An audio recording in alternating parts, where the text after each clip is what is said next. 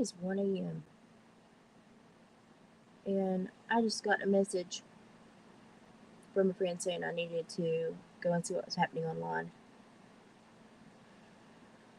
And for 3 hours and 25 minutes now, almost 3 hours and 26 minutes, the Psycho Dude's been streaming. And literally all he's done is repeatedly called Ryan names, called him a horrible person, saying that he's doxing people, he's attacking people. When did we get into the mood of thinking that every time we have an opinion, it means you're attacking someone? When did words or opinions that you state turn into personal attacks? And it's just an opinion. It's not even a statement you're saying to, like, you obviously don't know the people, but you have an opinion about a national news story that has touched the hearts of millions and millions of people. And you're concerned because there are possible issues with credibility within the investigation. And now I won't always say that Ryan says things perfectly, because he doesn't. He needs to work on that. But to be so many years junior to this man that keeps going on here and making the same content, he's not trying to rectify the situation. All he wants to do is scream at Ryan, put his name in the titles, call his family horrible people, call Ryan horrible people. But when Ryan has an opinion, that's wrong. That's harming someone. That's physical violence. He should be punished. But he can have an opinion. And let's count the videos that he's made about Ryan, okay? 1, 2, 3, 4, 5, 6, 7, 8, 9, 10, 11, 12, 13, 14, 15, 16, 17, 18, 19, 20, 21, 22, 23, 24, 25. Okay, so I can see 25 videos in this man's recent history that goes back 2.5, 3 months. 25 videos. Okay, and he's mad at Ryan because Ryan has an opinion. Ryan's apparently, according to this man, not allowed to share his opinion, not allowed to ask questions, not allowed to have a curious mindset, because that is physical harm. But when this man makes 25 videos in 2.5 months, it is right. He is the moral authority, and by golly, he is the new sheriff in town. Hypocrisy much? So in 25 videos, if what Ryan's doing is so wrong, why have you not laid out a plan to tell Ryan, hey, this is how you should correct this behavior. This is what you should be looking at. This is something you could put your energy onto. This is how you could do a positive thing for this news story instead of what I feel is a negative thing. None of that. Absolutely none of that. That would be a resolution. That would not pay the bills. Ladies and gentlemen, that would not pay the bills. The financial ones or the emotional ones. Now, would it? No, it would not. It wouldn't pay the bills. So, yeah, I'm not going to go any farther back in this man's history because it's silly. It's silly. He has a platform where all he does is scream at people and say you're horrible because you screamed at somebody. Now I'm going to scream at you, but I'm not horrible when I scream at you. You're horrible when you scream at other people. I have the right to scream at you, but you don't have the right to scream at anyone. So now I'm going to scream at you. You can't do anything about it. And it's like, oh, okay. Did you play many board games when you were young? Did you learn about, taking your turn and everyone enjoying the game that they're in? Did you ever play the game of life and realize that things don't go your way? Because I'm not seeing a lot of, compassion. I'm not seeing a lot of abilities to work in conjunction with others. I'm not seeing a lot of social skills displayed, and it concerns me. And it concerns me because at this point, now he has made a bigger issue of Ryan's opinion than Ryan's opinion ever was in the first place. Because he has weaponized it. Because he chooses to believe it is dangerous. Now he is leading hundreds of people to also champion that cause, which is truly dangerous. Because we should be able to say, hey, that's his opinion. I don't like it. It might even stink. I might even think it's horrible, deplorable. But he can have it. Now, I'm not personally in the squabble, so I can't change his opinion. I can't take him to court.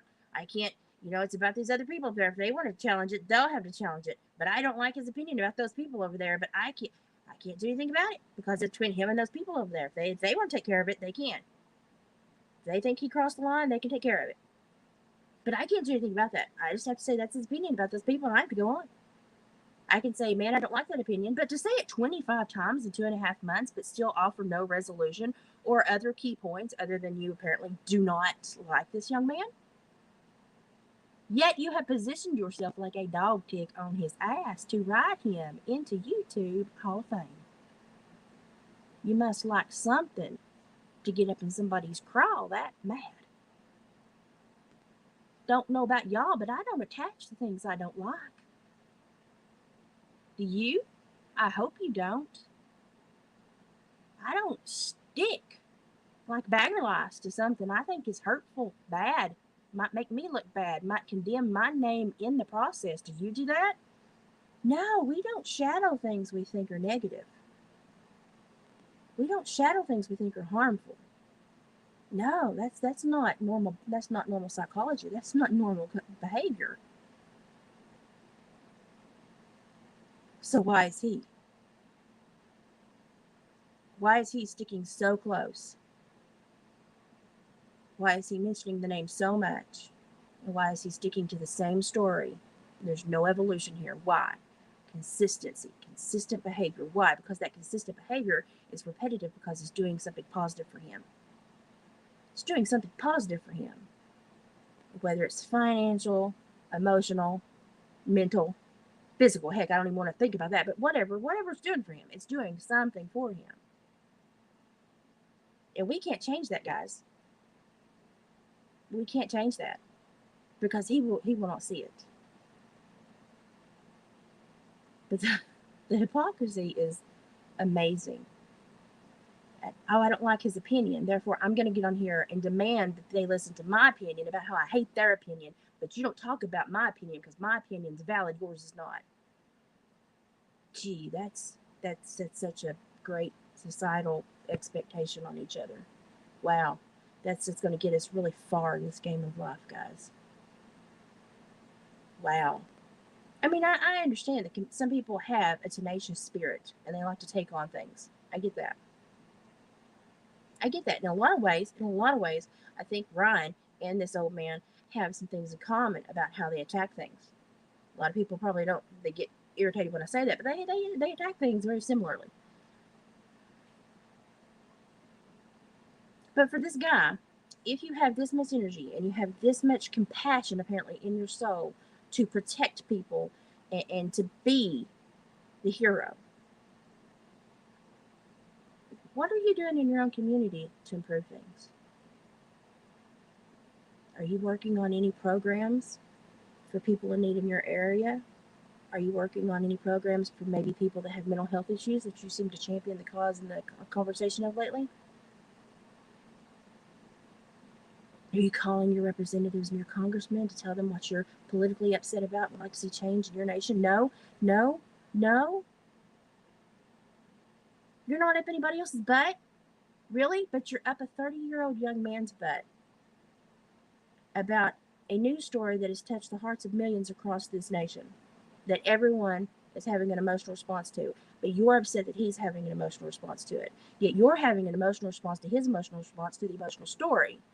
But you can't get out of that 3-dog butt sniffing circle long enough to figure out that you have placed yourself right up his ass. And this, ladies and gentlemen, is why our nation is failing. because we go after stupidity. We go after things that people are doing that we don't need to worry about, that we don't need to change, that we don't need to be invested in, that we don't need to be concerned about.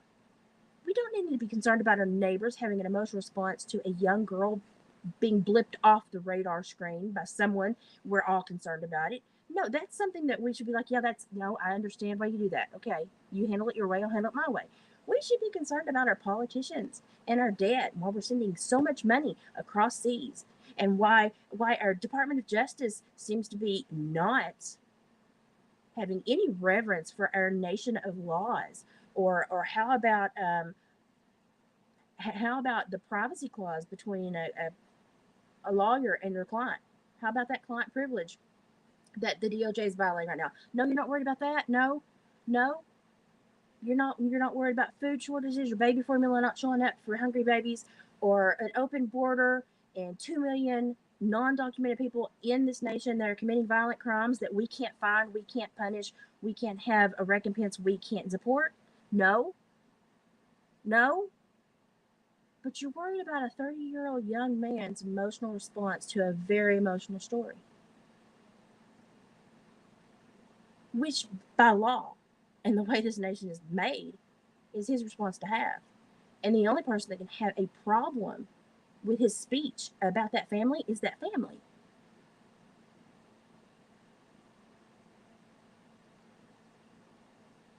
So when I look at our nation and I see our elders attacking our younger generation over stupidity rather than leading by example and being role models and taking on actual issues, I know it's just somebody blowing smoke. Because in life, you do not attach yourself to something you feel is negative. You don't. You run away from it. You walk. You don't want to be affiliated. You don't want any guilt by association. You go the other way. You only attach yourself to things that benefit you.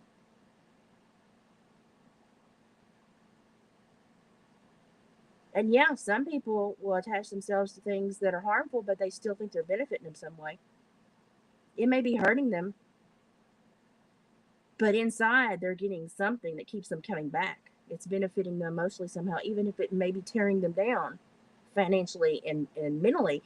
They may be soaring on cloud nine neurochemically. It's benefiting someone some way, because you do not attach things that are truly negative and harmful. And if he felt Ron was this negative and harmful, he would not have done 25 plus videos in 2.5 months. And I talk about a whole lot of stuff. Talk about a whole lot of stuff on my channel. And I try to talk about interesting things, and I try to talk about my life. And I talk about Ryan quite a bit. I like the way his brain ticks. I like the music. I like his lyrical content. I like his free flowing form of expression that comes out of someone who, with ADHD, should have had trouble with that. I like that he won over ADHD. I like that he makes it work for him. When he has an opinion on something, I go, gee, okay, that's his opinion. It may not be mine, but really, what can I do about it? What can you do about it? Is this just the way that our nation is going now, where everyone's opinion is a violent attack? If it's like I was told by a criminal court judge once, we don't prosecute based on the ability to do something. We must prosecute only on the actions of what have been done. Because if we prosecute on someone's, our perceived ability of someone to do something wrong, then we get to create our own monster. And we will see monsters around every corner. You have to only prosecute on actions, on behavior, on concrete evidence. So believing that Ryan has hurt this family, there's no proof. The family has not stated anything. The family is not coming after anybody. So that's just a belief. That's just an opinion. It's just an opinion. Okay, you can have that opinion. but it's not proof. You can't prosecute him on that. Believing that he's doxed people when everything he's gotten been gotten off of public domain. Everything has gotten to be gotten off of public domain that someone has voluntarily placed there on public domain. Okay, that's not prosecutable. There's no crime there. So I just sit back and I look and I go, what truly is the crime? Well, it's a thought crime. The thought police are still very active in America right now, y'all. I mean, I don't think they have sirens, but I think some of them hang their head out the window and go, woo, woo, woo, woo, woo, woo, because that's, they really enjoy letting everybody know they're on their way to save the day. So I think it's just the thought police. I think we're still in that way, that mode of thinking, where if you have a different opinion, a different perspective, a different filter on your brain, then you are Satan himself. And I should be able to say anything I want to say about you, even though you and all your opinions are wrong. Does anyone else pick up on how imbalanced that is?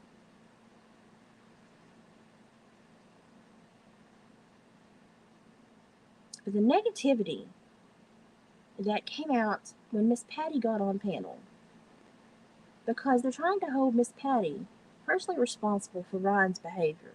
Ryan is a grown man. Up until the age of 18, Miss Patty possibly could have been held accountable for certain behaviors, but as of 18, no more. He is a grown man. But as we've already looked, there's nothing that is prosecutable here. We've just got opinions. So why was it necessary to treat people like that? Why was it necessary to be hateful? Why was it necessary to almost make this very sweet woman cry? Are we going to have 25 more videos in the next 2.5 months? Is that what it is? We're going for 50? How big is this dog tick going to get? And my last question, are you going to stay firmly stuck on his ass? Y'all have a good night. I just had to speak my mind.